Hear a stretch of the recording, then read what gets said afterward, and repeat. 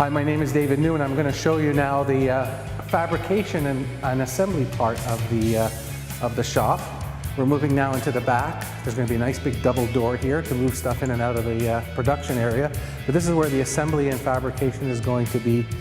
We can put together light boxes here. We cut plexi for faces.